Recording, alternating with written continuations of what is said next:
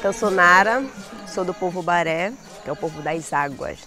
Essa riqueza da floresta amazônica, ela sobrevive porque nós estamos aqui dentro. Sem nós aqui, porque nós somos uma só, somos interligados.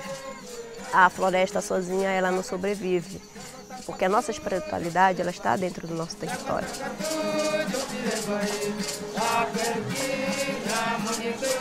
E nós somos uma parte, o que vocês estão vendo, e a nossa parte espiritual, nós somos as águas, somos os animais, somos a floresta, somos o ar, somos os igarapés.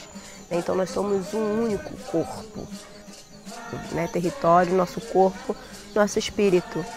Porque matando os povos indígenas, você também destrói o meio ambiente, você destrói a floresta amazônica.